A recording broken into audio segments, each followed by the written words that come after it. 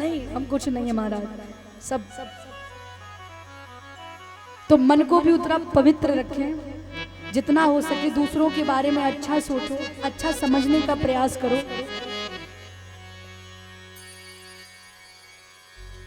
इसके बाद में महाराज तीसरा लक्षण, इसके बाद महाराज फिर धर्म की एक और बात बताते हैं नारद जी युधिष्ठिर जी से। ये पतिव्रता स्त्रियों के लिए है। अब इतनी देर पुरुषों को समझा दिया, अब तुम्हारी बारी। सबको नंबर बाई नंबर से अच्छा लगता है। स्त्रियों के बारे में नारद जी कहते हैं कि जो पतिव्रता स्त्री हैं वो अपने पति का पालन करें,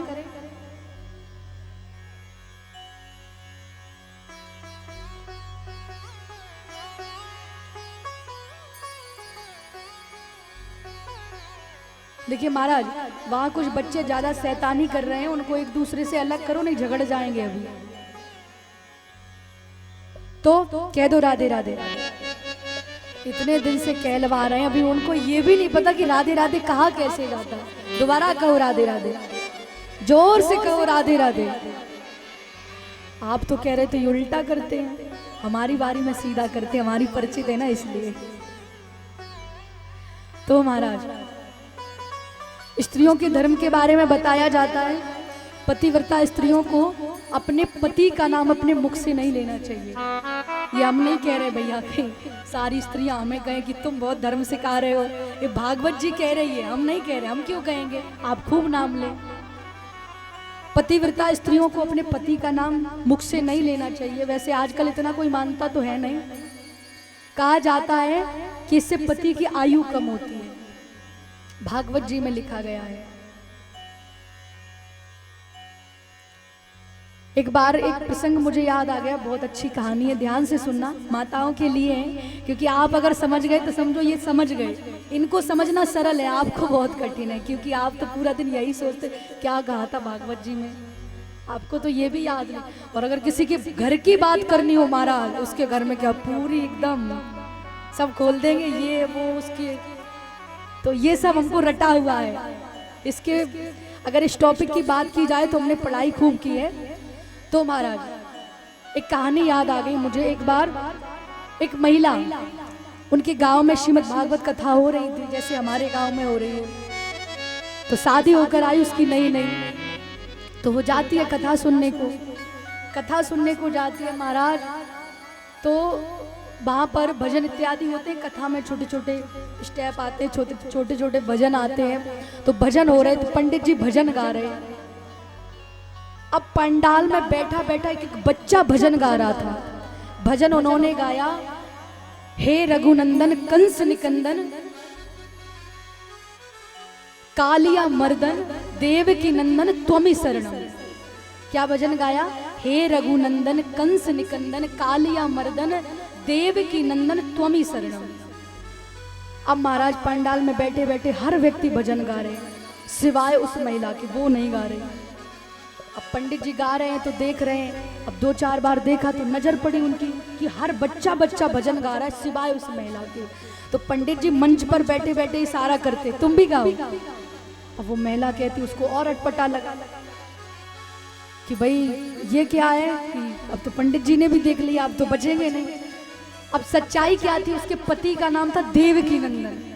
अब भजन में देवकी नंदन है तो वो कैसे कहे, लेकिन अब पंडित जी ने देख लिया, कहना तो पड़ेगा। पंडित जी बार बार इशारा कर रहे हैं कि गाओ तुम भी। अब वो गाने लगते, तो उसने कैसे गाना स्टार्ट किया, भजन था हे रघुनंदन कंस निकंदन देव की नंदन त्वमी शरणम। लास्ट में देव की नंदन उसने गाना स्टार्ट किया, हे रघुनंदन कंस निकंदन। वो अपनी जेठ की बेटी को लाई थी, उसका नाम था चंपा, वो साइड में बैठी थी। तो उसने गाना स्टार्ट किया, उसने चंपा की तरफ देखा कि ऐसे तो गा नहीं पाएंगे। उसने कहा, हे रघुनंदन कंस निकंदन चंपा के चाचा त्वमी शरणम।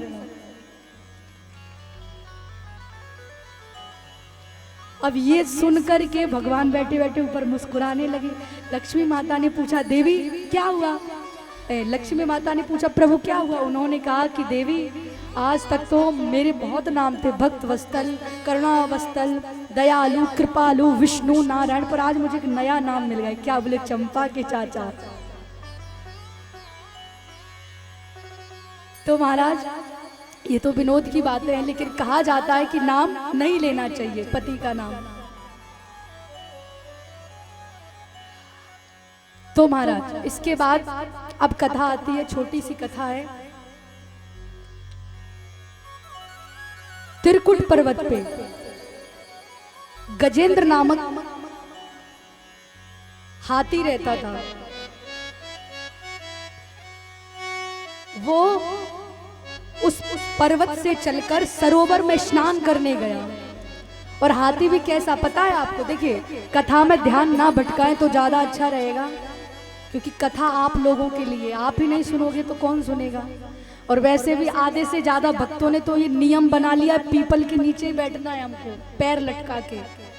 और एक भैया यहाँ चेयर पर बैठे हैं जो जूते पहनकर कथा सुन रहे हैं, बहुत देर से देख रहे हैं। मुझे लगा इनको कहीं जाना है तो इसलिए बैठे हैं। ये भागवत पंडाल है महाराज, भगवान का दरबार है, यहाँ तो हम पंथ लगाकर बैठ सकते हैं। चलिए, जितने हैं उतने ठीक हैं। त्रिकुट पर्वत में गजेंद्र नामक हाथी रहता था। हाथी कैसा? सफेद हाथी, एकदम सफेद। और अगर उसकी बल शक्ति का बात किया जाए तो कहा जाता है कि जब वो जंगल में चलता था तो मात्र केवल उसकी सुगंध से शेर अपनी जगह छोड़कर भाग जाते थे। इतना शक्तिशाली हाथी।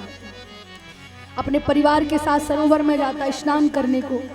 स्नान करने जाता है तो बच्चे साथ है, पत्नी साथ है, सब है, स्नान कर रहे हैं। कभी सूंड में पानी भरकर पत्नी पर फेंके, पत्नी शर्मा जाए। कभी सूंड में पानी भरकर बच्चों पर फेंके, बच्चे खुशी से नाचने लगे।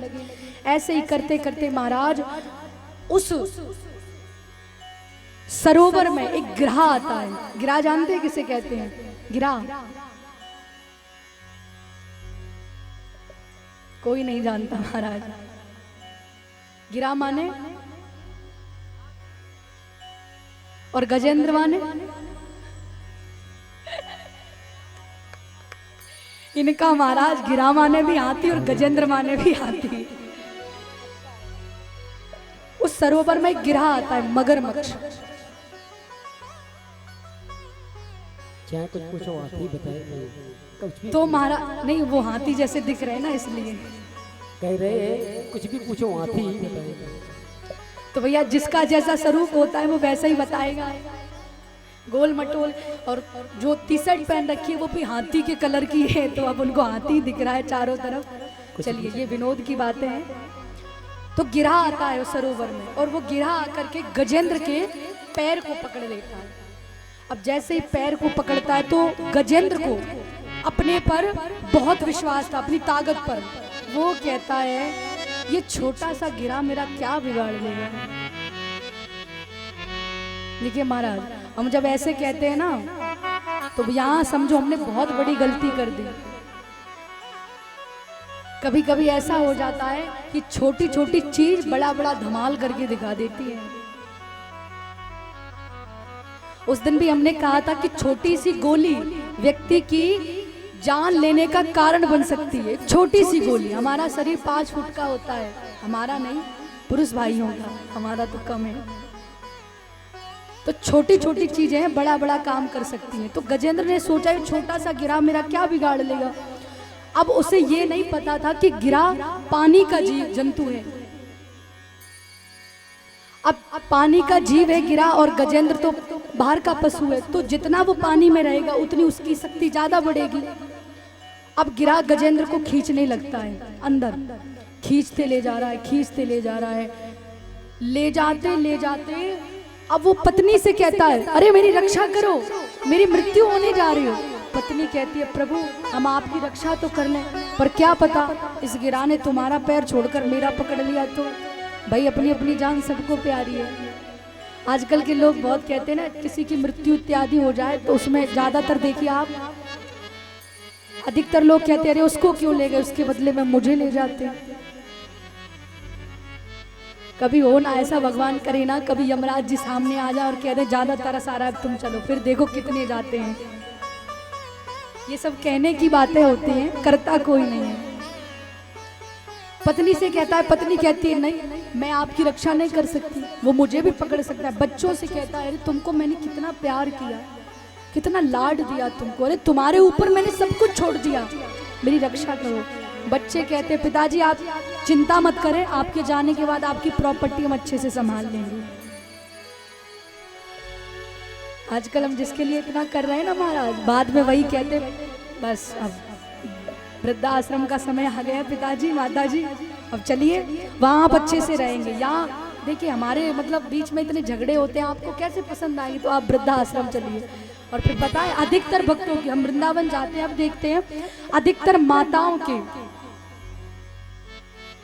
उनसे पूछा, हम गए अनिरुद्धाचार्य जी के आश्रम में, गौरी गोपाल संस्था में गए, तो कई मैयाओं से हम भी मिले। हमने पूछा मैया आप अपना परिवार छोड़कर यहाँ क्यों रह रहे हो? उन्होंने कहा बेटा अपना घर किसको बुरा लगता है, सबको अच्छा लगता है, मजबूरी सबसे बड़ी चीज होती है। हम सुनते हैं ना अपने बुजुर्गों से कि मजबूरी का नाम महात्मा गांधी, किसी को बुरा नहीं लगता। पूछा याद आती है, बहुत याद आती है। अगर अभी भी हमारे बच्चे आकर हमसे ये कहें कि हमसे गलती हो गई, हमें माफ कर दो, तो आज भी हम उनके साथ जाने को तैयार हैं। तो महाराज धन के साथ साथ, संपत्ति के साथ साथ बच्चों के अंदर संस्कार भी डालो, ये बहुत जरूरी है।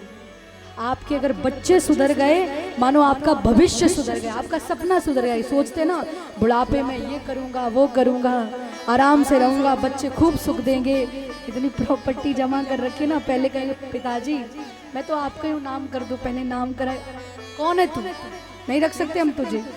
तो ऐसी स्थिति ना आए उससे पहले हम समझ जाएं। गजेंद्र ने अपने बच्चों से कहा, बच्चों ने भी मना कर दिया, अब वो बिल्कुल डूबने जा रहा है, बस इतनी सी सूंड बाहर रह जाती है, तब वो भगवान को पुकारता है। जब व्यक्ति हार जाता है ना, तभी भगवान की उसको याद आती है। वो कहता है हे परमपिता परमेश्वर मेरी रक्षा करो। हो भाग्य बिहारी वो देना सहारा, कहीं छूट जाएगा दामन तुम्हारा। भाग्य बिहारी मुझको देना सहारा, कहीं छूट जाएगा दामन तुम्हारा। भाग्य बिहारी मुझको देना सहारा, भाग्य बिहारी मुझको देना सहारा, कहीं छूट जाए ना दामन तुम्हारा। भाग्य बिहारी मुझको देना सहारा, कहीं छूट जाए ना दामन तुम्हारा।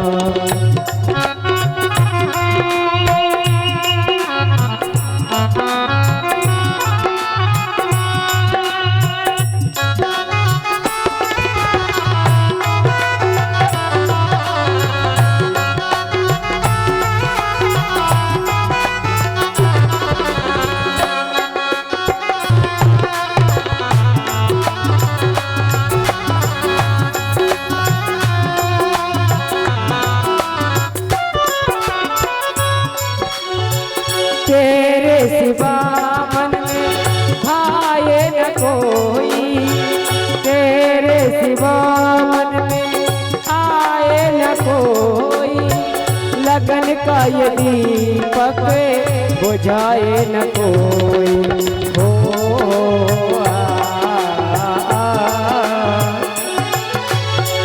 तेरे सिवा मन में आए न कोई, लगन का ये दीपक बुझाए न कोई।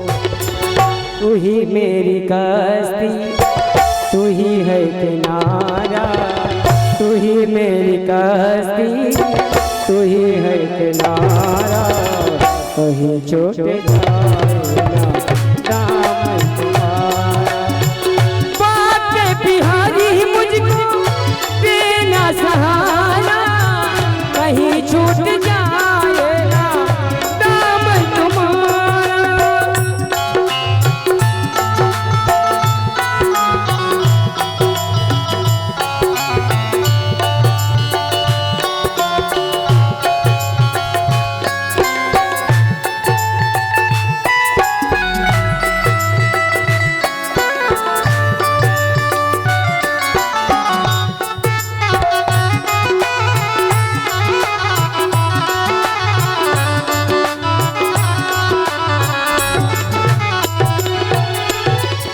तेरे रास्ते से हटाती है दुनिया, तेरे रास्ते से हटाती है दुनिया, इशारे से हमें को बुलाती है दुनिया, इशारे से हमें को बुलाती है दुनिया।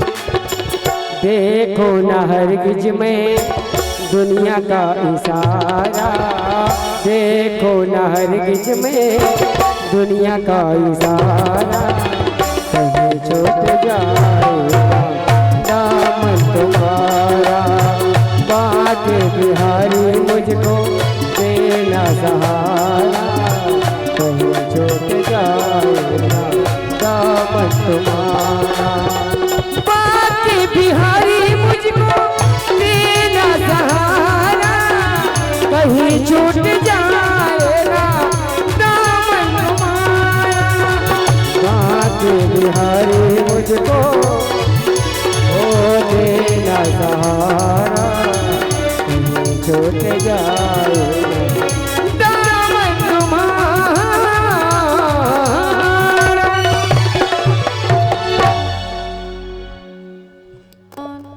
बोले कृष्ण कन्हैया लाल की, श्री राधा रानी की।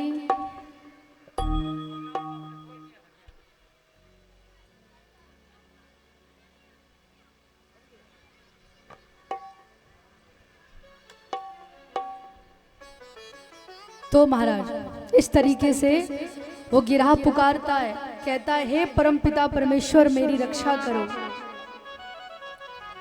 जैसे ही आवाज लगाते हैं कि भगवान दौड़े दौड़े नंगे पांव आते हैं और वहां जाकर के उसने भगवान ने गिरहा का अंत किया और गजेंद्र की लाज बचाई।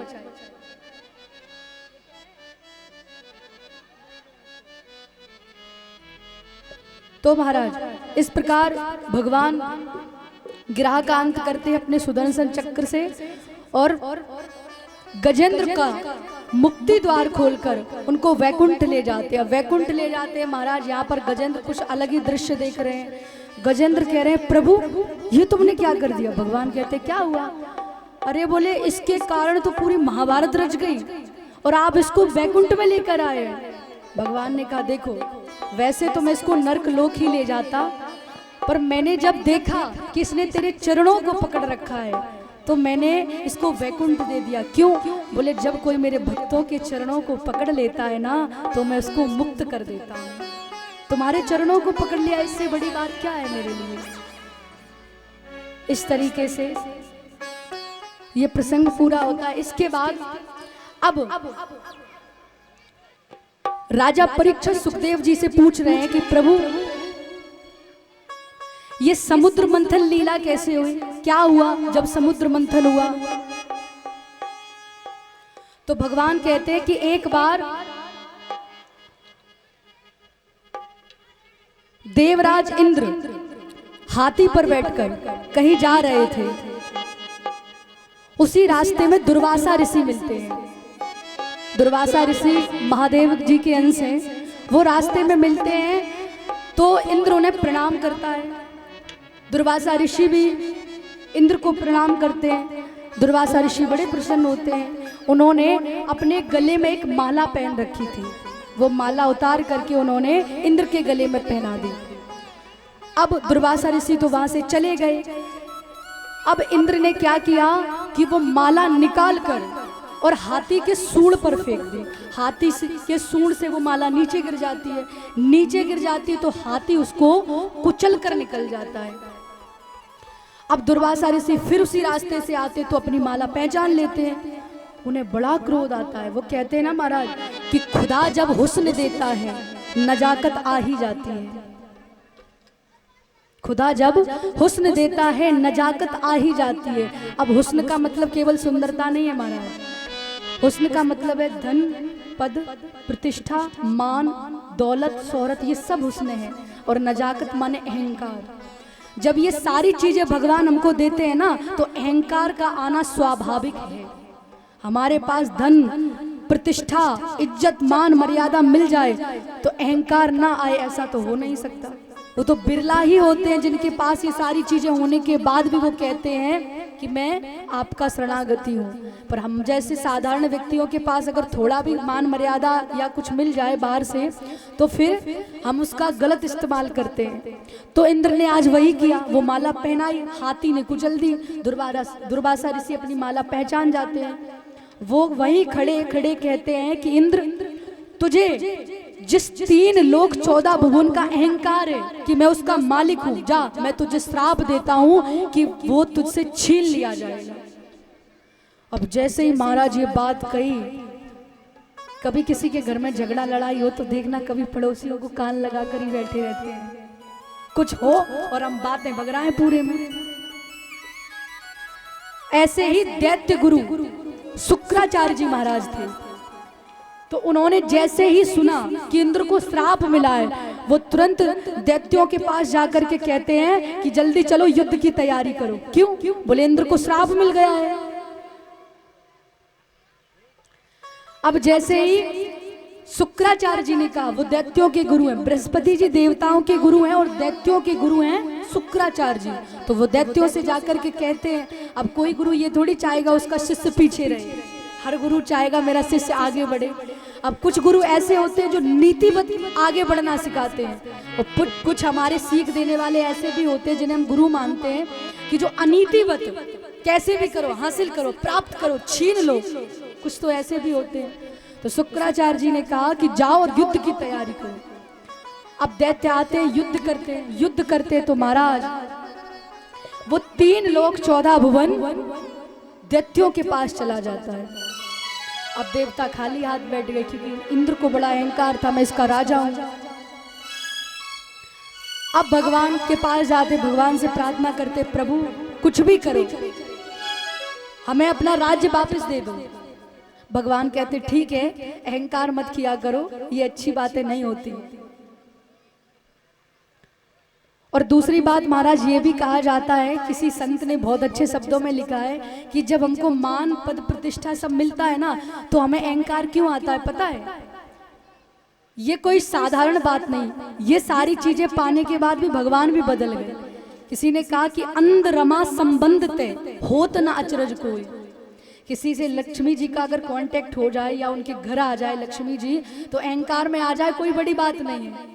अंध रमा संबंध ते होत न अचरज कोई। क्यों? कमल नयन नारायण हूँ रहे सर्प पे सोए। अगर साधारण व्यक्ति अहंकार कर रहे हैं तो कोई बड़ी बात नहीं। क्यों? बोले भगवान ने तो इससे भी ज्यादा करके दिखाया। क्या दिखाया? बोले भगवान विष्णु को देखा आपने? बोले नहीं। बोले जब लक्ष्मी जी से उनका विवाह नहीं हुआ था, उससे पहले भगवान कहाँ रहते थे? बताइए आपसे, भगवान कहाँ रहते थे जब लक्ष्मी जी से विवाह नहीं हुआ था? तब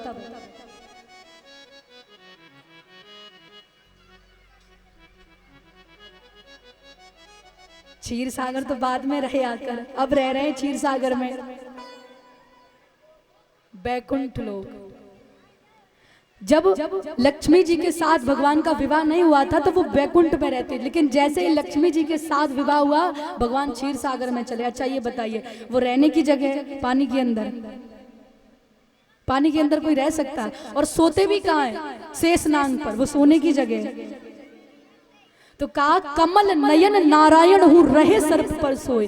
अरे उनके कमल जैसे, उनके श्रृंगार की चर्चा होती है कि भगवान के कमल जैसे बड़े बड़े नैन। कोई छोटी आंखें तो कह दे भाई नहीं दिखाओ, इतनी इतनी बड़ी आंखें, और सर्प पर जाकर सो गए। कब सोए? बोले जब लक्ष्मी जी के साथ संबंध हुआ। तो साधारण व्यक्ति की तो बात ही क्या करें, लेकिन कोशिश करिए ये सारी चीजें होने के बाद अगर हम इसका गलत इस्तेमाल ना करें तो ज्यादा अच्छा है। बल और धन ये हमेशा किसी के पास नहीं रहता महाराज। आप कितने भी बलशाली हैं, जब बुढ़ापा आएगा ना महाराज तो आपकी भी हड्डियां चुर्र चुर्र करेंगे। ये भी कहते हैं बस अब डंडा नहीं उठ रहा, तब लाठी से ही चलना पड़ता है हमको। और धन भी सदा किसी का होकर नहीं रहता है, ये छाया है, आज यहाँ है तो कल वहाँ है। तो महाराज इस प्रकार शुक्राचार्य जी ने कहा युद्ध करो। दैत्य युद्ध करते हैं तो सब कुछ जीत लेते हैं। अब देवताओं ने जाकर भगवान से प्रार्थना की, प्रभु कैसे भी करके हमें बचाओ, हमें राजा बनाओ। भगवान ने कहा अच्छी बात है, लेकिन ऐसे तो तुम लड़ नहीं सकते। क्यों? बोले उनको, इंद्र को श्राप मिला है, अगर ऐसे लड़ेंगे तो श्राप की अवहेलना होगी, तो ऐसे नहीं लड़ सकते। क्या करें? बोले सबसे पहले तुम अमृत पान कर लो, समुद्र मंथन करवाओ। समुद्र में से सबको पता था अमृत निकलेगा, तो समुद्र मंथन करवाओ और उसमें से जो अमृत निकले उसको पी करके फिर तुम दैत्यों से लड़ो। तुमको मार ही नहीं सकते, तुम हार ही नहीं सकते। अब महाराज एक और बात, सबको पता था कि समुद्र मंथन ना केवल देवता कर सकते और ना केवल दैत्य कर सकते। अगर अमृत पाना है तो दोनों को मिलना पड़ेगा।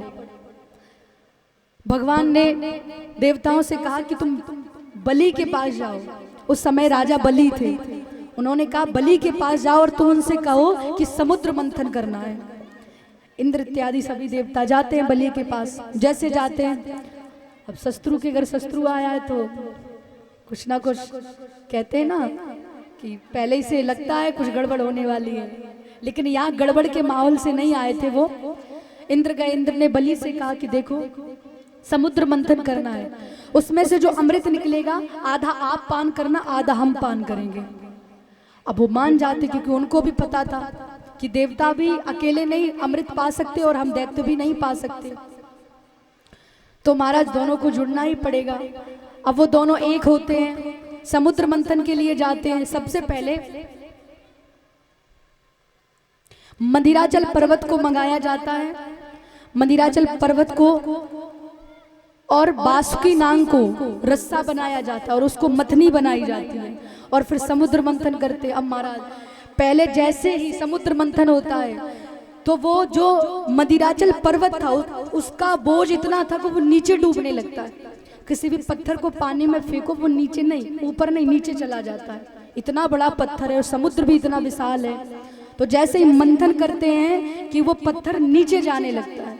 भगवान ने कहा ये तो गलत हो रहा है, अगर ये नीचे चला गया तो अमृत कैसे निकलेगा। तब भगवान वहां पर कच्छक रूप लेते हैं और मंदिराचल को अपनी पीठ पर रखते हैं। बोले कच्छक भगवान की। तो ऐसे भगवान कच्छक रूप लेते हैं और मंदिराचल को अपनी पीठ पर रखकर समुद्र मंथन होता है। इसके बाद समुद्र मंथन होता है तो उसमें से सबको पता है 14 रतन निकलते हैं।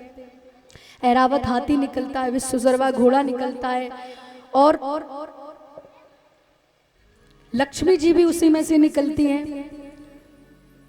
लेकिन महाराज सबसे पहले जब मंथन होता है तो सबको पता था विष निकलेगा, जहर निकलेगा, तो सबको पता था। तो भगवान ने देवताओं से कहा कि देखो दैत्य बलशाली तो बहुत है पर है मूर्ख, ताकत बहुत है उनके अंदर पर बुद्धि विवेक नहीं है। याद रखना हर जगह काम ताकत से ही नहीं होता है, बहुत सी जगह बुद्धि और विवेक से होता है। कभी कभी ऐसा होता है हाथी में कितनी ताकत है, बहुत ताकत है, एक छोटी सी चींटी उसको पछाड़ देती है। तो हर जगह ताकत से काम नहीं होता है। तो महाराज भगवान ने देवताओं से कहा कि वो मूर्ख है, तुम उनसे कहना कि हम सर्फ के मुख की तरफ खड़े होंगे। जिद करना, ये कहना नहीं हमें सर्फ के मुख की तरफ ही खड़ा होना है। तो वो मूर्ख है, वो कहेंगे कि नहीं नहीं हमें मुख की तरफ खड़ा होना है। ऐसे ही हुआ, देवताओं ने कहा कि हमें मुख की तरफ खड़ा होना है। दैत्यों ने कहा ये विष्णु बहुत चालाक है, जरूर कोई ना कोई लीला कर रहा हो, जरूर कोई फायदा होगा मुख की तरफ खड़े होने से। तो सारे दैत्य वो कहते कि नहीं अभी 3 लोग 14 भुवन के राजा हम हैं, तो हम मुख की तरफ खड़े होंगे। देवताओं ने कहा बात तो ठीक है, अभी राजा तो आप ही हैं, चलिए आप ही खड़े हो जाइए। और सारे देवता वासुकी नाग की पूंछ की तरफ खड़े हो जाते, पीछे खड़े हो जाते। और जैसे ही मंथन होता है तो महाराज अब किसी चीज को खींचेंगे तो उसका रस तो निकलेगा, निचोड़ तो निकलेगा। और जैसे ही खींचते मंथन करते हैं तो सर्फ के मुख से विष निकलता है और जैसे ही विष निकलता है तो आधे से ज्यादा दैत्य तो वही मारेंगे। और जब तक उनको समझ में आया कि विष निकल रहा है, दैत्य मारे जा रहे हैं, तो वो पीछे हटे। तब वो कहते कि नहीं नहीं हमें तो पूंछ की तरफ खड़ा होना है।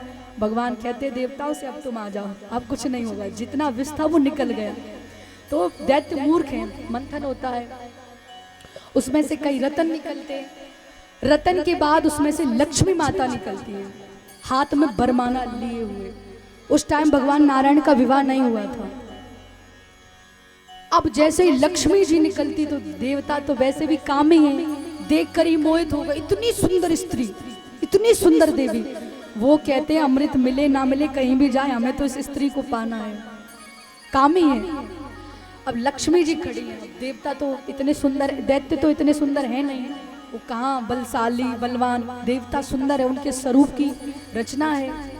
तो जैसे ही सबसे पहले देवता पीछे खड़े और दैत्य पीछे से आगे आ गए, नहीं, लक्ष्मी जी को देखते ही तुरंत आगे आकर खड़े हो गए और बड़ा अपने बालों को संवार रहे हैं, सज रहे हैं। लक्ष्मी जी देखती हैं कि बल भी है, बहुत शक्तिशाली है, अगर जीवन में कोई दिक्कत आई तो बचा लेंगे, लेकिन मूर्ख हैं, बुद्धि बिल्कुल नहीं है, तो वो हट जाती हैं सामने। अब ऋषिगण खड़े हैं, लक्ष्मी जी कहती हैं कि बुद्धिमान भी हैं, मूर्ख भी नहीं है, भक्त भी हैं, लेकिन क्रोधी बहुत है। ऋषियों को क्रोध बड़ा जल्दी आ जाता है, जिसको देखो उसको श्राप दे देते हैं। लक्ष्मी जी कहते हैं ये भी हमारे लिए। फिर आगे बढ़ती हैं तो देवता खड़े हैं, लक्ष्मी जी कहती हैं ज्ञानी भी हैं, बलशाली भी हैं, सुंदर भी हैं, पर अभिमान बहुत है इनको कि हम 3 लोक 14 भुवन के राजा हैं, तो ये भी हमारे लिए नहीं। वो कहा जाता है ना कभी कभी कि अगर हमको पता है कि आगे वाले चाहे कितनी कोशिश कर लें पर पीछे से एंट्री तो हमारी होगी, तो वो व्यक्ति सबसे पीछे खड़ा होता है। कहते थोड़ी देर तुम भी खुश हो लो, तो भगवान सबसे पीछे खड़े हैं, देवताओं को आगे कर दिया, ऋषियों को आगे कर दिया, दैत्यों को आगे कर, पर खुद पीछे खड़े हैं। लक्ष्मी जी उनको भी छोड़कर चली जाती हैं। अब जैसे ही लक्ष्मी देखती हैं सबसे पीछे भगवान विष्णु खड़े हैं, सुंदर भी बहुत है। भगवान के स्वरूप की तो शोभा गाई जाती है शास्त्रों में, इतने सुंदर, ज्ञानी भी बहुत हैं, सहज भी हैं, शक्तिशाली भी हैं, बलशाली भी, बुद्धिमान भी हैं, सब गुण हैं इनके अंदर। लक्ष्मी जाकर भगवान नारायण को वरमाला पहना देती है। बोले लक्ष्मीपति नारायण की। तो महाराज इस प्रकार से लक्ष्मी जी ने भगवान नारायण से विवाह हुआ। इसके बाद अब फिर समुद्र मंथन हो रहा है, सबसे अंत में अमृत निकलता है। जैसे ही अमृत निकला महाराज, दैत्य तो झगड़ा करने लगे देवताओं से, कहीं कोई कलश उठाए, कहीं कोई कलश उठाए। भगवान ने कहा ऐसे तो गड़बड़ हो जाएगी, क्या किया जाए। तब भगवान ने वहां पर मोहिनी अवतार लिया। भस्मासुर की कथा देखिए, कितने लोगों ने देखी है। उल्टा उन्हीं के सर पर हाथ रखवा के उनको भस्म करवा देते, वो है भगवान का मोहिनी अवतार। भगवान मोहिनी अवतार लेते, इतने सुंदर कि मानो उनको देखकर कोई भी कहे कि ये तो मेरे पास होनी चाहिए। अब जैसे ही भगवान मोहिनी रूप में आते हैं कि देवताओं ने कलश तो छोड़ दिया और भगवान के पीछे पीछे हो गए। भगवान से कहते सुंदरी तुम्हें क्या चाहिए, देखो अभी इस 3 लोक 14 भुवन के राजा हम हैं, अगर तुम हमारे पास आओगी तो हम तुम्हें पटरानी बनकर रखेंगे। माता कहती है वो तो बात ठीक है, ये तो सही कहा, मुझे तो तुम्हारे ही पास रहना चाहिए। अब महाराज यहां पर भगवान ने कहा कि ठीक है मैं तुम्हारे पास ही रहूंगी, लेकिन उससे पहले अमृत का तो बंटवारा करवा दे। दैत्यों ने कहा देखो तुम हमारी पार्टी में हो, मोहिनी भगवान से कहा तुम हमारी पार्टी में हो तो हमारा सपोर्ट करना। भगवान ने कहा हाँ बिल्कुल तुम्हारे ही सपोर्ट करेंगे। क्या सपोर्ट करोगे, बोले देखो अमृत का कलश है, उसमें ऊपर का जो अमृत है वो पतला पतला है, नीचे का गाढ़ा गाढ़ा है, तो पहले मैं देवताओं को पान करा दूं, उसके बाद जो गाढ़ा गाढ़ा बचेगा वो तुम्हें पान कराएंगे। अब दैत्य कहा ना, पहले ही कह दिया, मूर्ख है, उन्हें कुछ पता नहीं है, वो तुरंत मान जाते हैं। अब भगवान देवताओं को बिठाया एक श्रेणी में, सबको अमृत पान करा रहे हैं,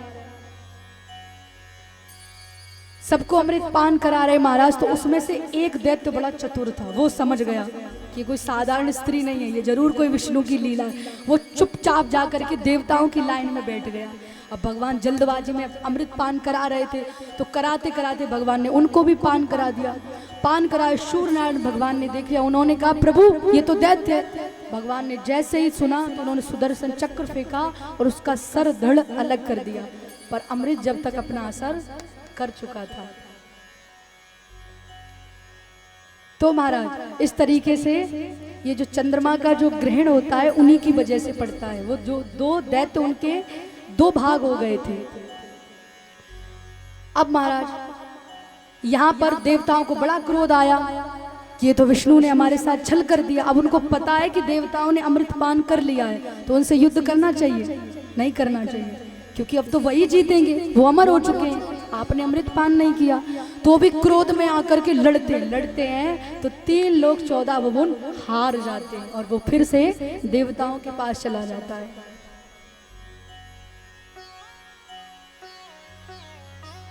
अब महाराज जैसे ही वो 3 लोग 14 भुवन देवताओं के पास जाता है, अब उसके मालिक बन गए देवता। अब दैत्य हार गए।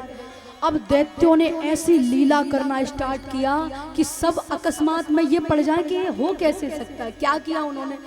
अब दैत्य तप करने लगे, होम करने लगे, गौ माता की सेवा करने लगे, जप करने लगे। भगवान देखकर कहने लगे ये क्या हुआ इनको। अब कोई बहुत अत्याचारी व्यक्ति, कोई बहुत पाप करता है, बहुत गालियां देता है, वो एकदम से सबसे जाकर कहे भैया राधे राधे, सबको अचानक लगेगा भाई इसके मुंह से कभी राधा नाम नहीं निकला, आज कैसे कह रहा है ये। तो अब दैत्यों ने ऐसा ही करना स्टार्ट किया। इसके बाद में वो 3 लोग 14 भुवन फिर दैत्यों के पास पहुंच जाते और फिर दैत्य उनके राजा बन जाते।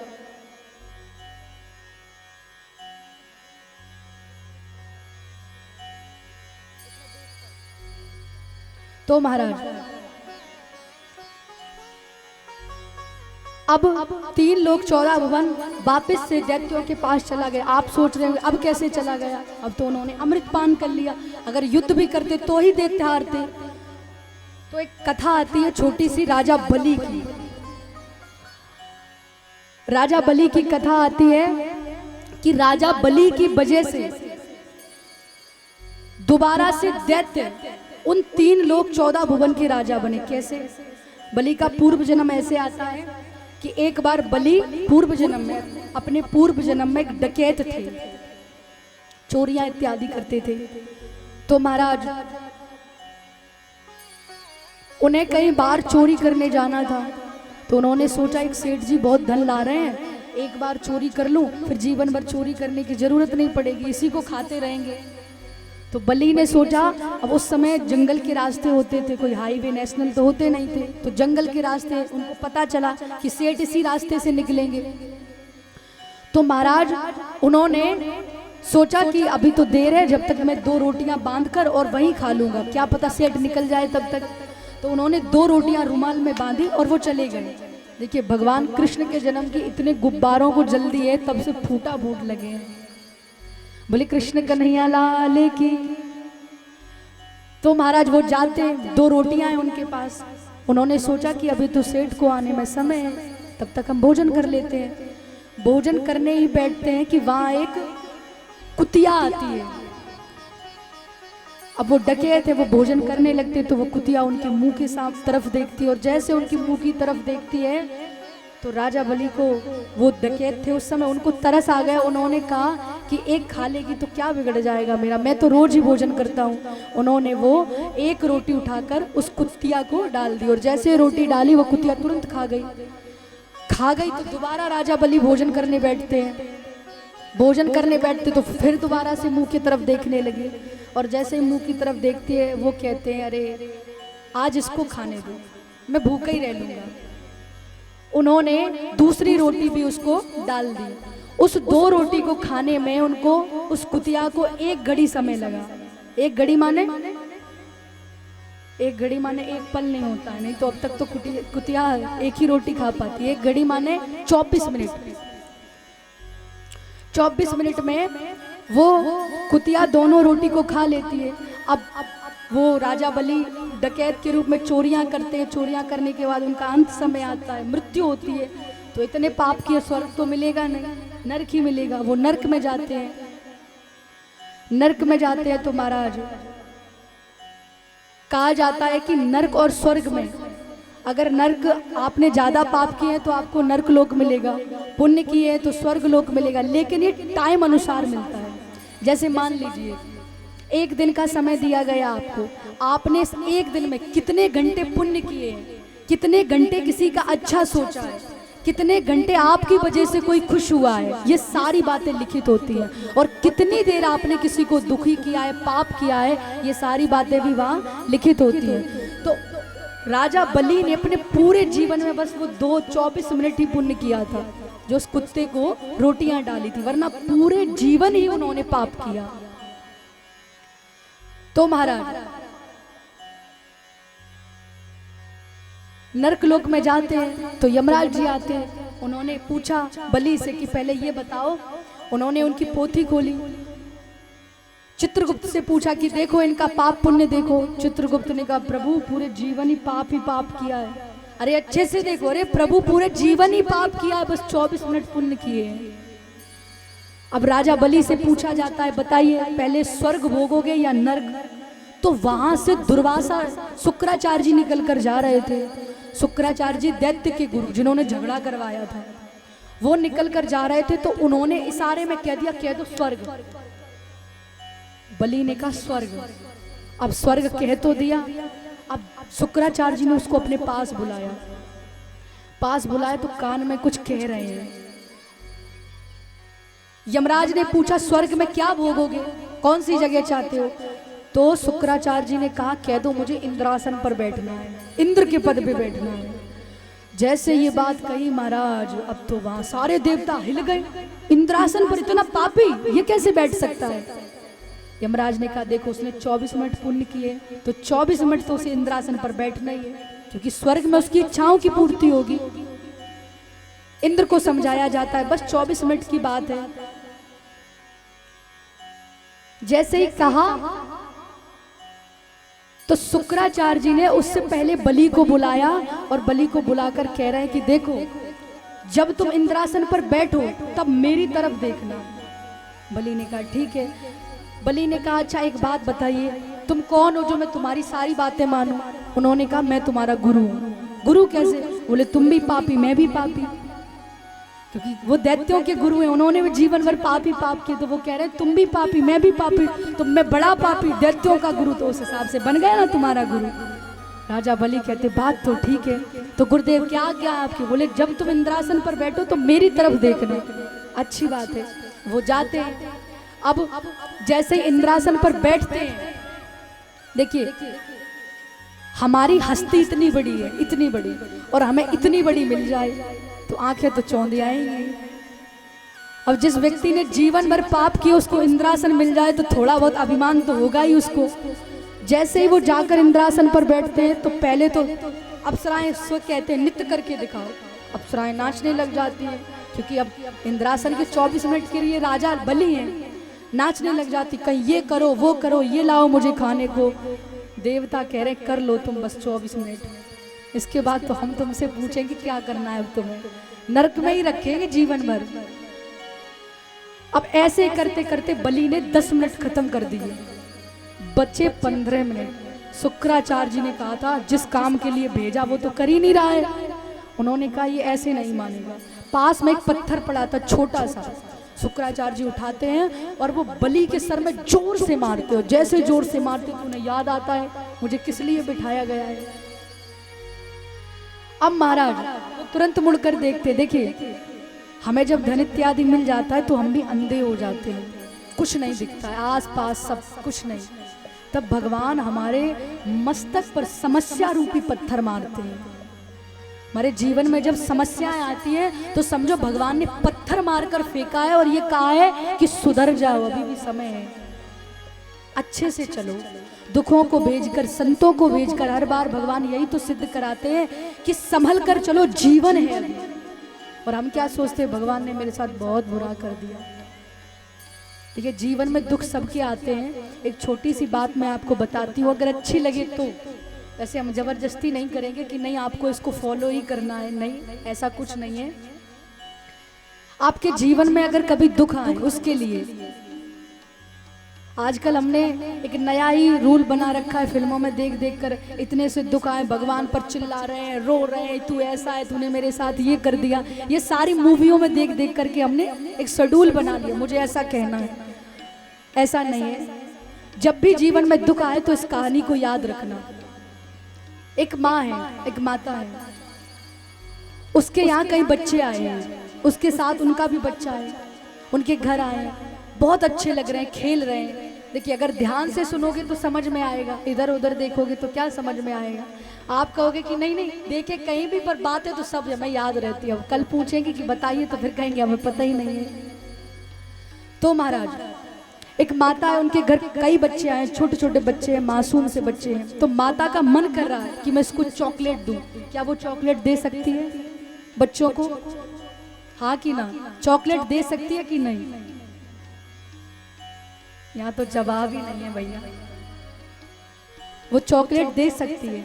कोई बच्चा अगर हमारे घर आया है तो हमारा दिल करेगा इसको कुछ खिलाएं पिलाएं, तो वो चॉकलेट दे सकती है। अब उस माता ने चॉकलेट दी, सब बच्चों को बड़े प्रसन्न हुए। अब वो सारे बाहर खेलने चले जाते हैं, बाहर खेलने जाते हैं, माता घर के कामों में लग जाती है। घर के कामों में लग गई तो उसने सोचा कि देख कर आऊं बच्चे शैतानियां तो नहीं कर रहे हैं, कोई पता खेलते खेलते शैतानियां कर रहे हो। तो वो जाते हैं, देखकर दरवाजे से देख रहे हैं कि बच्चे बहुत शैतानी कर रहे हैं। ऐसी छोटी बड़ी शैतानी ने उनको मन कर रहा है कि जाकर के इनकी एक चपाट लगाऊं, एक थप्पड़ मारू खींचकर। तो वो सब बच्चों को एक थप्पड़ मार सकती है? नहीं मार सकती महाराज। किसको मार सकती है? अपने बच्चे को। चॉकलेट सबको दे सकती है पर थप्पड़ केवल अपने बच्चों को मार सकती है। याद रखना, जीवन में भगवान उसी को दुख देते हैं जिसे अपना बच्चा समझते हैं, वरना दूसरों के बच्चों को सुख तो सब झोली में फेंक देते हैं। सुख की कीमत नहीं है, दुख देकर प्रभु जताते हैं अभी भी समय सुधर जाओ, तू मेरा है। पर हमने तो ये तय कर लिया नहीं, भगवान तुम्हारे विपक्ष में खड़े हैं। एक भैया आए हमारे सामने, उन्होंने मुझसे कहा कि किशोरी जी हम किसी भगवान को नहीं मानते, हम भगवान को मानते ही नहीं, हम तो बस अपने घर में रहते, अपने बच्चों को पालते, यही मेरा। अच्छी बात है, परिवार भी एक स्वर्ग है, एक भगवान का स्थल है। लेकिन जब दुख का समय आता है ना, तो ये परिवार भी हमारे साथ खड़ा नहीं होता है। तब हम भगवान के पास, प्रभु अब रक्षा कर लो। तब उनसे पूछो, भैया आप तो कह रहे थे कि भगवान है नहीं, अब किसके पास आए? इस सृष्टि ईश्वर की मर्जी से चल रही है, हमारी मर्जी से नहीं। तो महाराज अब बलि ने भी 10 मिनट ऐसे ही खत्म कर दिए। शुक्राचार्य जी ने पत्थर उठाया और उनके मस्तक पर मारा। जैसे मारा तो उन्हें याद आता है मैं किस लिए आया हूँ। वो आते हैं, शुक्राचार्य जी से कहा गुरु जी इधर आओ। देवताओं ने सोचा ये गुरु कब से बन गया इसका, अभी इसको आए 10 मिनट हुए, नरकलोक में आए और स्वर्ग में आए, 10 मिनट में गुरु कोई कैसे बन सकता है। उन्होंने कहा गुरु जी यहाँ आओ। शुक्राचार्य जी जाते हैं, उन्होंने गंगा जल लिया हाथ में और कहा कि अभी इस 3 लोक 14 भुवन का राजा मैं हूं, तो मैं इस 3 लोक 14 भवन को अपने गुरु जी को दान में देता हूं। और उन्होंने वो 3 लोक 14 भवन दैत्यराज शुक्राचार्य जी, दैत्यों के गुरु शुक्राचार्य जी को दे दिए। तो वापस पहुंच गए उन्हीं के पास। अब महाराज यहाँ पर फिर दैत्यों के पास 3 लोक 14 भुवन आ गए।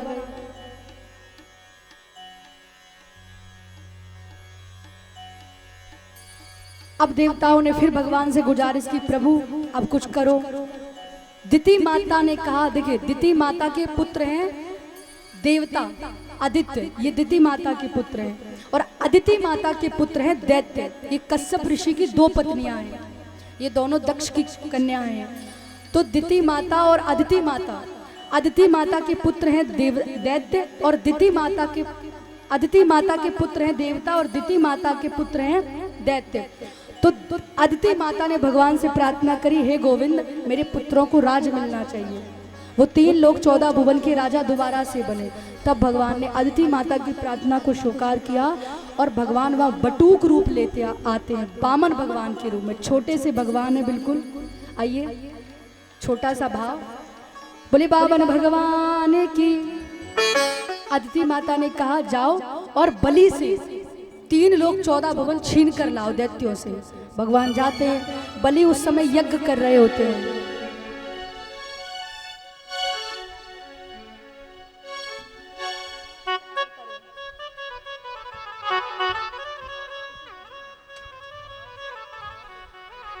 भगवान जाते हैं, बलि यज्ञ कर रहे होते हैं। यज्ञ कर रहे हैं तो भगवान, छोटे से भगवान है, आवाज लगा रहे हैं बाहर से, भिक्षाम देहि भिक्षाम देहि। राजा बलि उठने लगते हैं, और जैसे ही उठने लगते हैं उनके गुरु शुक्राचार्य जी ने कहा रुको, जितना दान पुण्य करना है यज्ञ के बाद करना, अभी यज्ञ करो।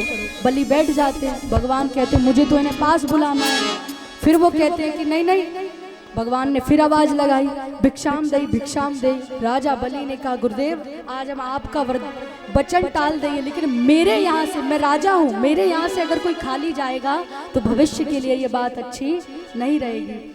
अब भगवान बुला रहे हैं बलि को। आइए किस तरह।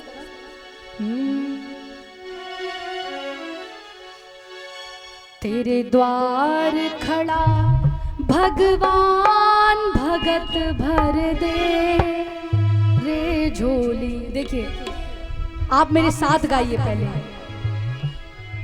म्यूजिक नहीं बजेगा, आप ही बोलेंगे। हो तेरे द्वार खड़ा भगवान भगत भर दे रे झोली।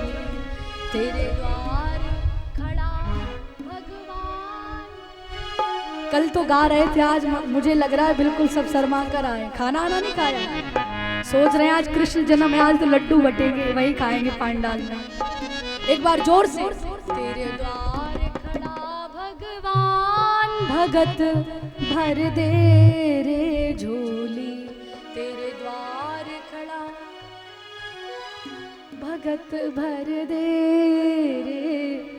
हो तेरा होगा बड़ा एहसान, तेरा होगा बड़ा एहसान कि युग युग तेरी रहेगी शान।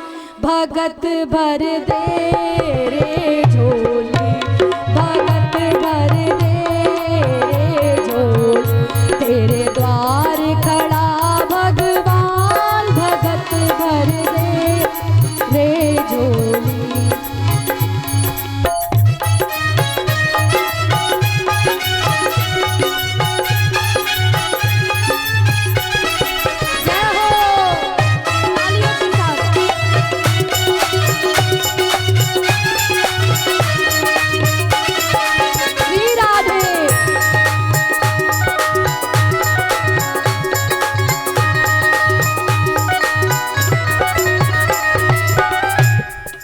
देखिए महाराज ऐसे आनंद नहीं आता है।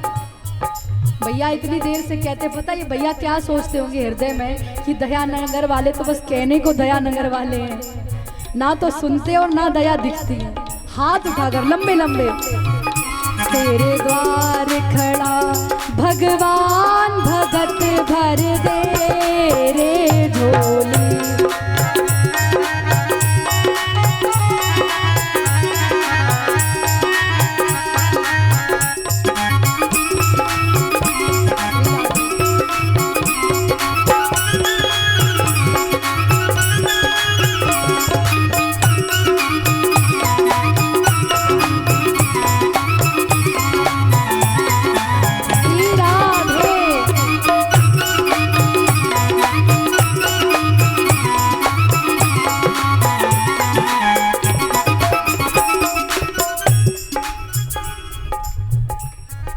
इधर से थोड़ा लग रहा है, इधर से नहीं लग रहा, क्योंकि इधर वाले तो उधर बैठे हैं तो लगेगा कैसे, आधे इधर बैठे हैं। फिर भी आइए।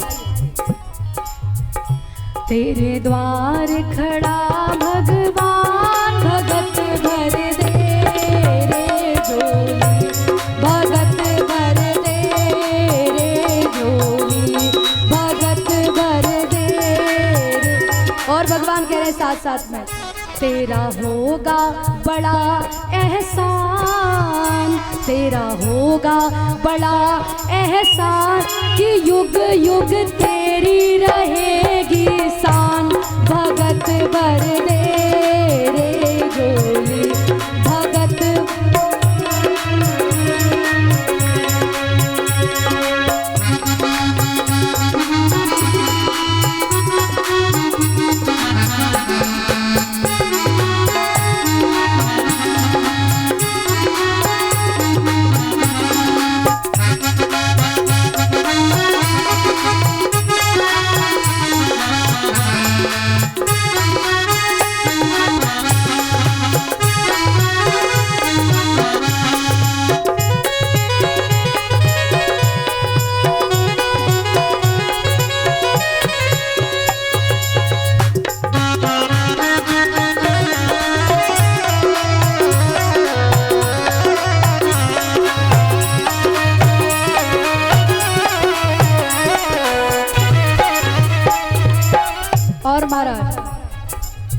भगवान कह रहे हैं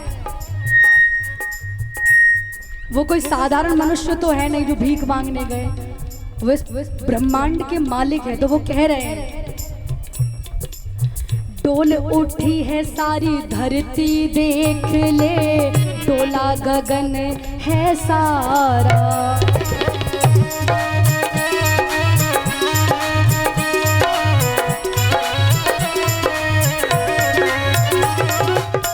डोल उठी है सारी धरती देख ले, डोला गगन है सारा।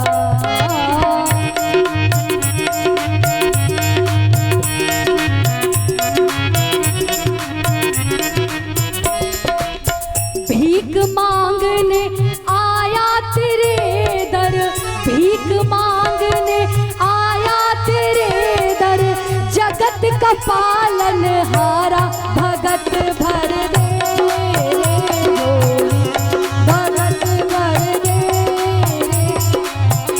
तेरे द्वार खड़ा भगवान भगत भर दे रे झोली।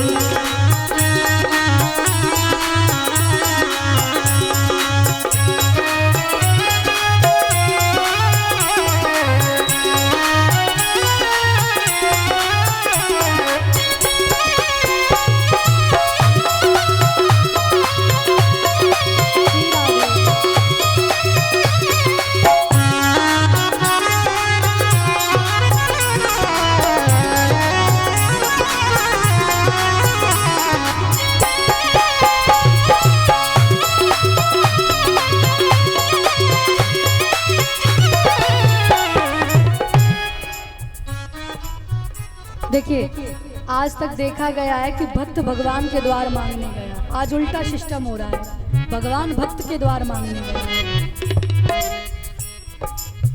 आज लुटा दे रे सर्वस अपना, मान ले कहना मेरा।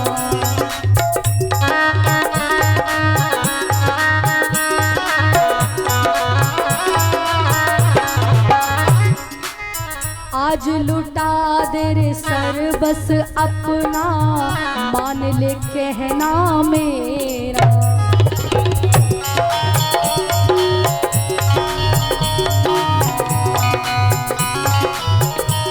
क्यों मिट जाएगा पल में तेरा, मिट जाएगा पल में तेरा, जन्म मरण का फेरा भगत भर दे,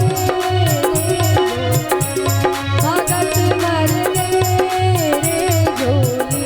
तेरे द्वार खड़ा भगवान भगत भर दे रे झोली, भगत भर दे रे झोली।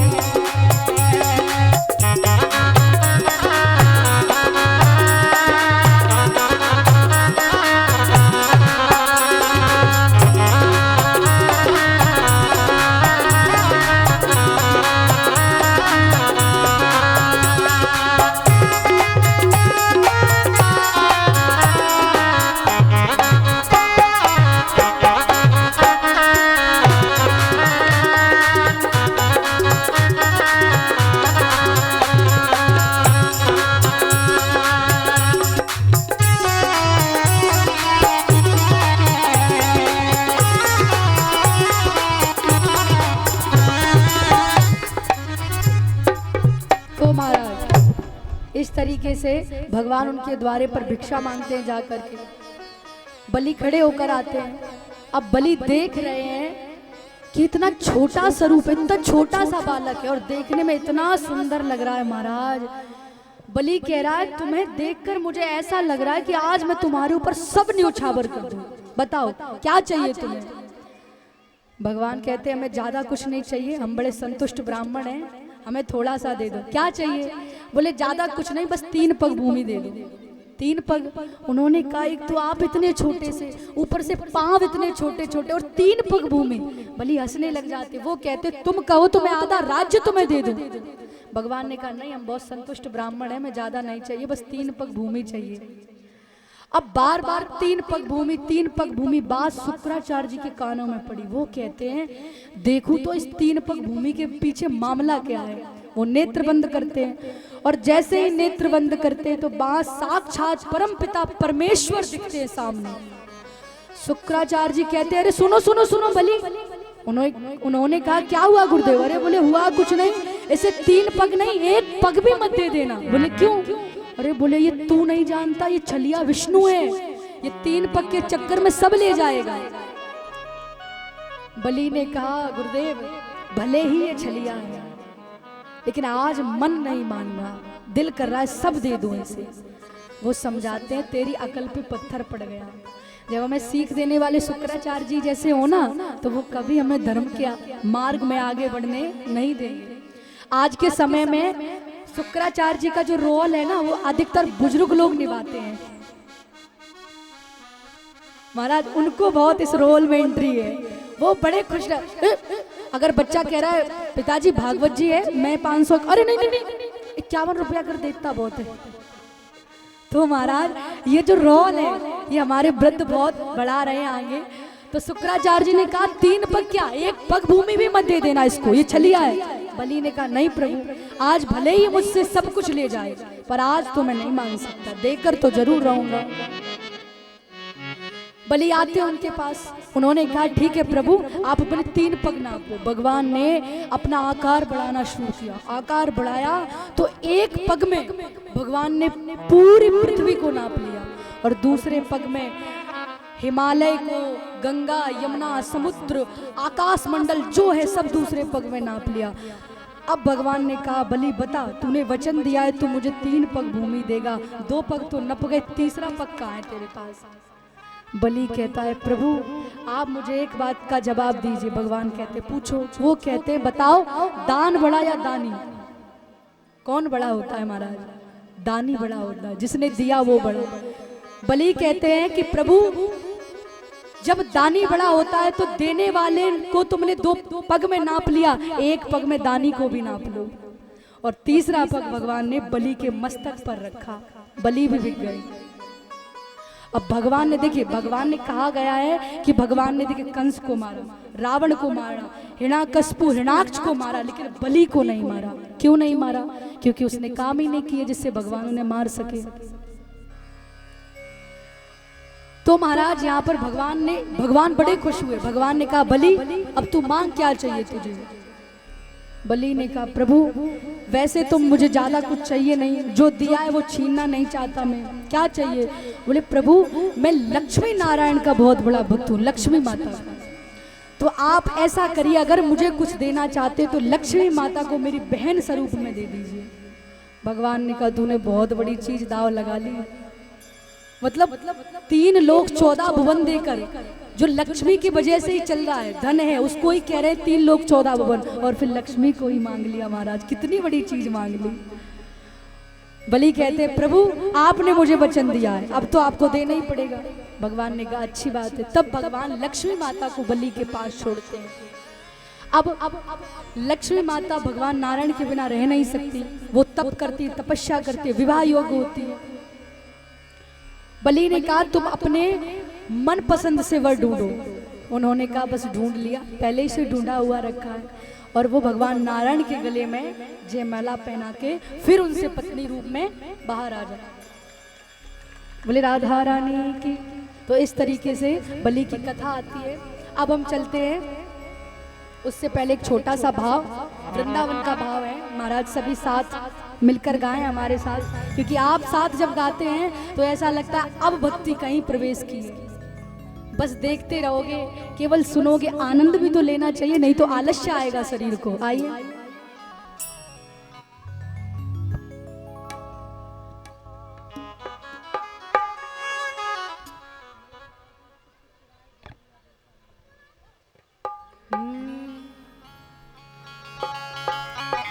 बरसाने वारी गुजरिया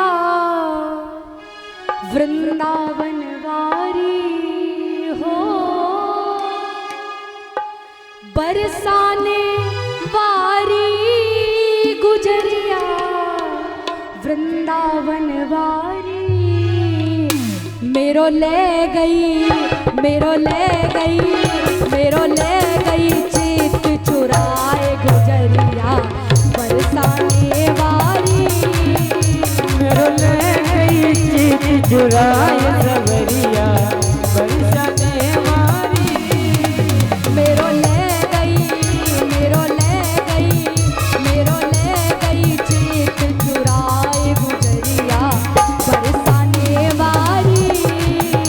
मेरो ले गई चित चुराए सवरिया बरसाने वाली। जय हो, राधा रानी की जय हो प्यारे।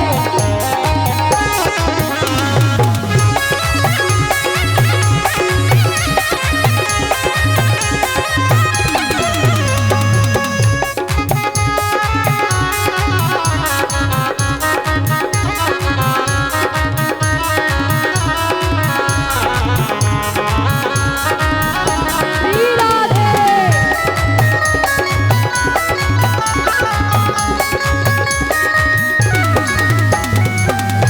देखिए महाराज, ऐसे आनंद नहीं आता है। तभी हम कहते हैं कि अगर डीजे में कोई सॉन्ग लग जाए तो हमारी मैयाओं को देखो झूमते हुए नाचते हुए, बधाई देने का हृदय नहीं करता है।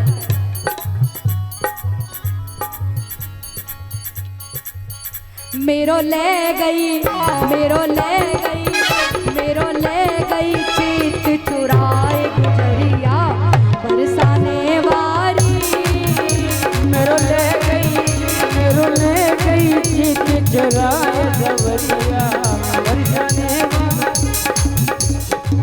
बरसाने वाली गुजरिया वृंदावन वाली हो। बरसाने वाली सवरिया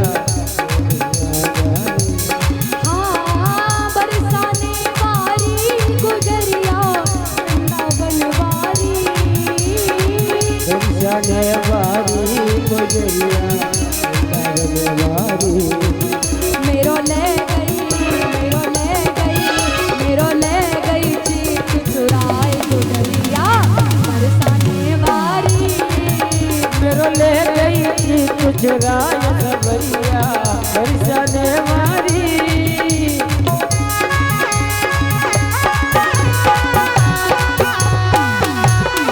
बोले राधा प्यारी की।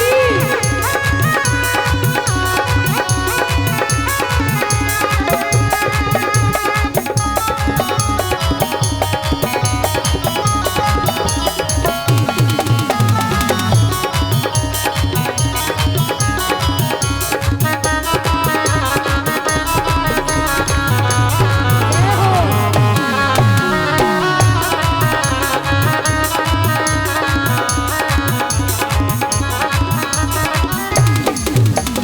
और महाराज, हमारी श्री जी का स्वरूप कैसा है?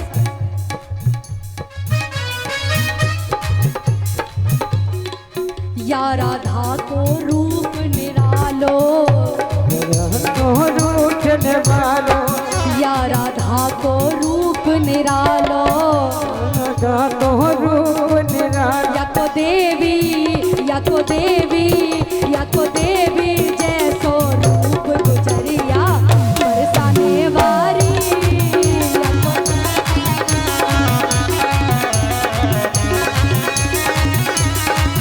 या को देवी जैसो रूप गुजरिया बरसाने वाली।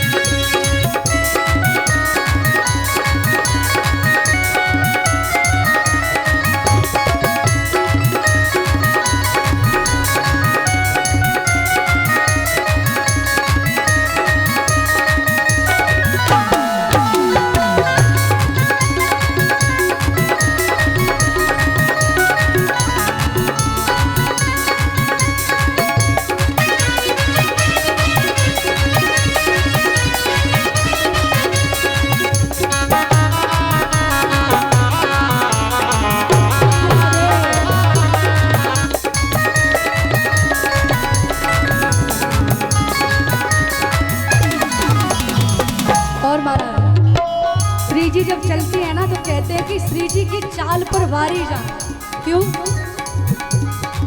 या राधा की चाल निराली, या राधा की चाल निराली, या राधा की चाल निराली, ओ या राधा की चाल निराली। या की टेढ़ी, या की टेढ़ी, या की टेढ़ी मेरी चाल गुजरिया बरसाने वाली, तेरी मेरी चाल गुजरिया बरसाने वाली। मेरो ले गई, मेरो ले गई, मेरो ले गई चित चुराए गुजरिया बरसाने वाली, मेरो ले गई चित चुराए सवरिया बरसाने वाली।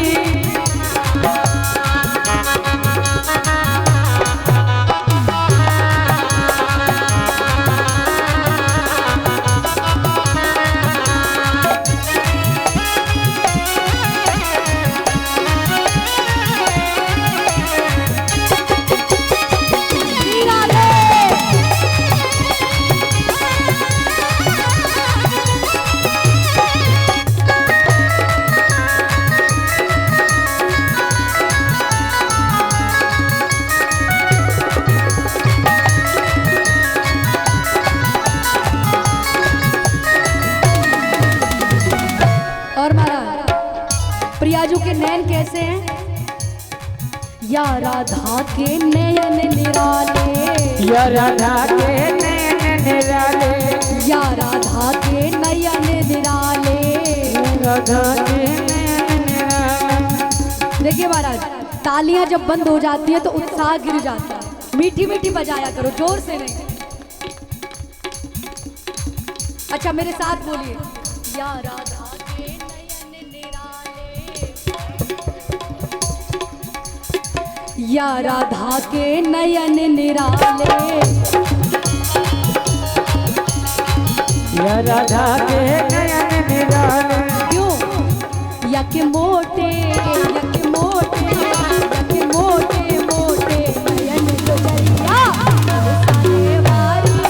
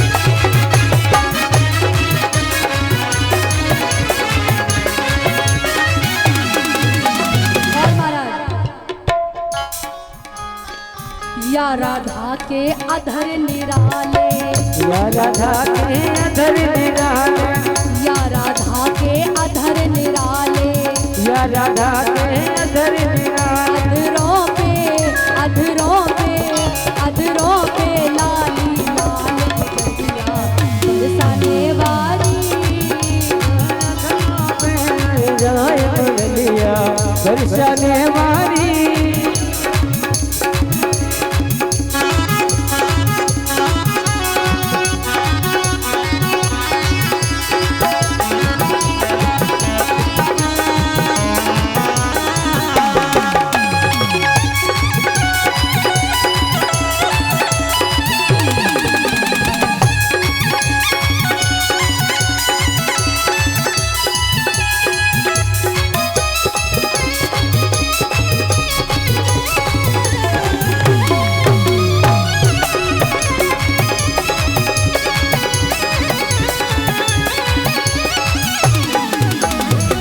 या राधा के कर कमल निराले, या राधा के कर कमल निराले, या राधा के कमल निराले, या राधा के कर कमल निराले, या राधा के कर कमल निराले। कमलों में पैरों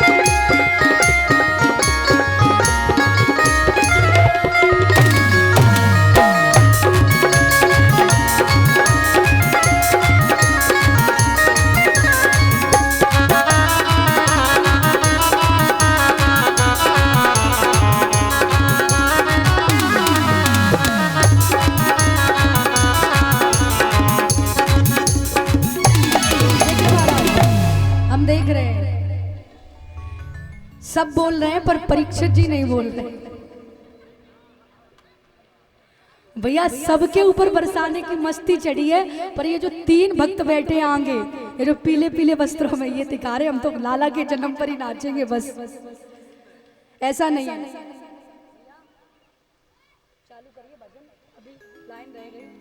तो आइए श्री जी की जो सबसे, लाल जी को जो सबसे अच्छी प्यारी और सबसे मधुर लगती है वो है बोल उनके।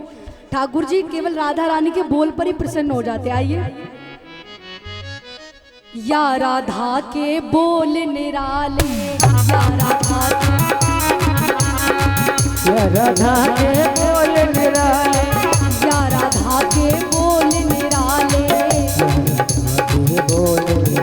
क्यों?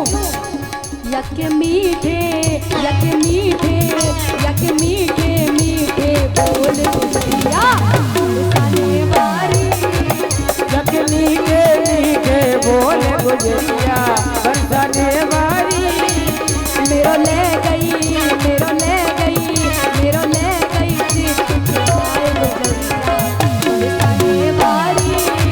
मेरो ले गई, मेरो ले गई चित चुराए गुजरिया बरसाने वाली। मेरो ले गई, मेरो ले गई, मेरो ले गई चित चुराए गुजरिया बरसाने वारी। मेरो ले गई चुराए गुजरिया बरसाने वारी।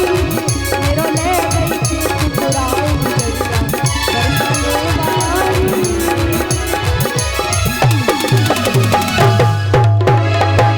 बोले श्री राधा रानी कृष्ण कन्हैया लाल की, श्री भक्त वत्सल भगवान की। कह दो राधे राधे। एक बार और जोर से कहो राधे राधे। वो जो बाजार लग रही है ना, उस बाजार की आवाज ज्यादा आ रही है, तुम्हारी कम आ रही है। उनको सुनाई पड़े, इतनी जोर से कहो कि भागवत हो रही है। कह दो राधे राधे।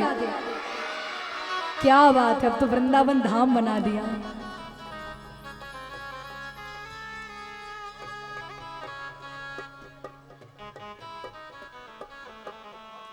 आइए महाराज, अब छोटी सी कथा आती है इक्ष्वाकु वंश की। इस वंश में राजा नभग हुए, राजा नाभाग हुए, अम्बरीश जी हुए। अम्बरीश जी की छोटी सी कथा आती है। वो विष्णु भगवान के बहुत बड़े भक्त थे। एक बार वो एकादशी का व्रत करते हैं। व्रत करते हैं तो शाम का समय, पूजा का समय, स्नान करने जाते हैं। स्नान करने जाते हैं तो वहाँ उनकी भेंट होती है दुर्वासा ऋषि से। दुर्वासा ऋषि से भेंट होती है तो उन्होंने कहा, प्रभु एकादशी का व्रत है तो ब्राह्मणों को प्रतिभोज पर बुलाया है, आप जरूर आना। दुर्वासा ऋषि ने कहा ठीक है, हम आएंगे, हमारा इंतजार करना। अम्बरीश राजा वहां से चले जाते हैं। अब वो जा रहे हैं तो सारे ब्राह्मण आ गए, सारे भक्त आ गए प्रसाद पाने को, सिवाय दुर्वासा ऋषि के। अब उनका इंतजार हो रहा है। अब समय इतना बीत गया कि दूसरा दिन आने वाला है। जैसे ही उन्हें पता चला कि अब दूसरा पहर लगने वाला है तो ब्राह्मणों ने राजा अम्बरीश से कहा कि महाराज दूसरा पहर लग जाएगा, ना तो आपके व्रत का कोई फल रहेगा, ना कुछ भी हासिल होगा, तो इससे अच्छा है कि आप व्रत खोल लें। अम्बरीश जी ने कहा नहीं, हम किसी को कहकर आए, ऐसे व्रत कैसे खोल दूं। उन्होंने कहा प्रभु अगर नहीं खोलोगे तो व्रत का कोई भी लाभ नहीं मिलेगा आपको। उन्होंने कहा ठीक है। राजा अम्बरीश ने अपने हाथ पर तुलसी का पत्ता रखा।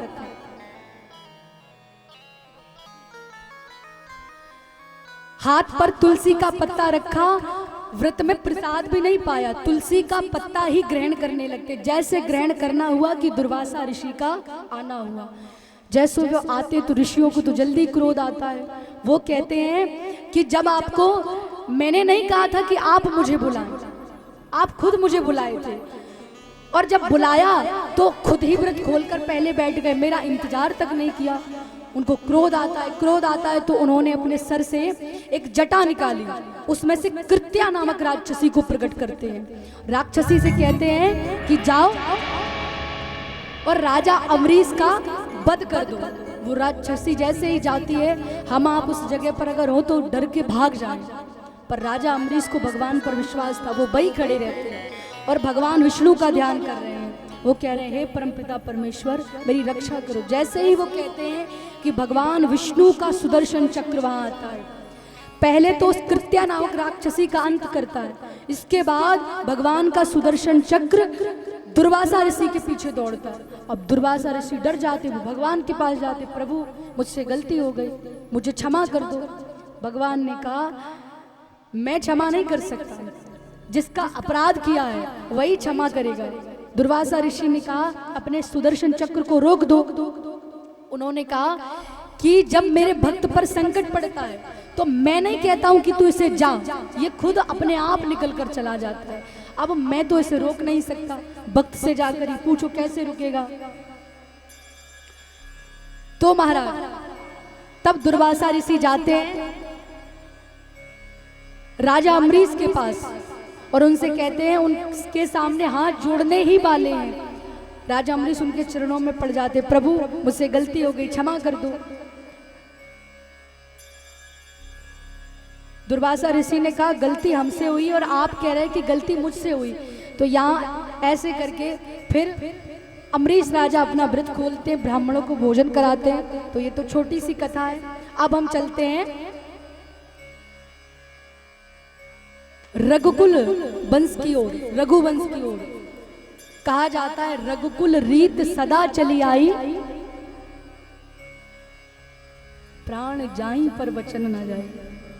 देखिए, इस वंश की जो विशेषता है वो राम जी की वजह से नहीं है, ये राजा रघु की वजह से है। रघुकुल रीत ये उनका वंश है। तो महाराज राजा रघु हुए, राजा रघु के बाद दशरथ जी होते हैं। दशरथ जी के बाद अब दशरथ जी का विवाह 3 रानियों के साथ होता है। तीनों को कोई संतान नहीं है महाराज, तीनों को कोई संतान नहीं है। तो राजा यज्ञ करवाते हैं, उसमें से अग्निदेव खीर का कटोरा लेकर निकलते हैं बाहर। वो खीर देते हैं और कहते हैं कि तीनों रानियों को कहना कि इनको पाले, इनसे पुत्र पैदा होगा। दशरथ जी जाते हैं, तीनों रानियों को खीर देते हैं। तो जो सुमित्रा माता थी, उन्होंने अपनी खीर को खिड़की पर रख दिया, कोई काम करने लगी। तो इतने में एक पक्षी आता है और वो पक्षी उस खीर के पात्र को उठाकर ले जाता है। अब वो ले जा रहा है पक्षी, तो एक पर्वत पर बैठे हुए माता अंजनी तप कर रहे हैं और तप करते करते कुछ मंत्र इत्यादि मुख से बोल रहे हैं, मंत्र बोल रहे हैं महाराज। तो वो पक्षी जाता है तो उसका जो पात्र है वो टेढ़ा हो जाता है, और जैसे टेढ़ा होता है वो मंत्र बोलने खीर जाकर के अंजनी माता के मुख में गिरती है। उससे फल स्वरूप हनुमान जी महाराज होते हैं। बोले हनुमान जी महाराज की। अब महाराज दोनों रानियां सुमित्रा माता को अपना अपना एक एक भाग देती हैं, उनसे उनको 2 पुत्र होते हैं। अब राम जी का जन्म होने वाला है, चैत्र महीना है, शुक्ल पक्ष है, और महाराज सबको इंतजार है। महादेव जी अयोध्या में घूम रहे, भाई उनके प्रभु आने वाले हैं, भगवान आने वाले हैं। तो महादेव जी अयोध्या में घूम रहे हैं। आइए, भगवान राम का जन्म हुआ है।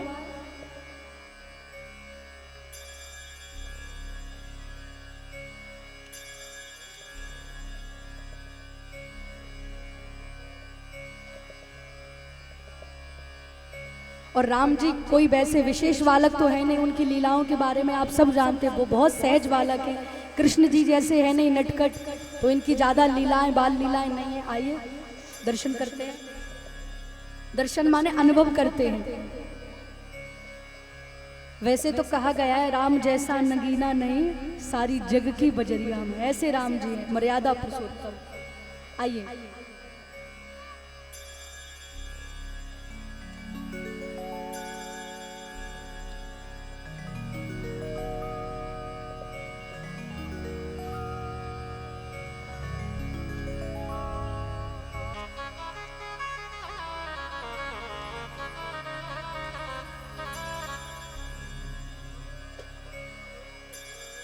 आइए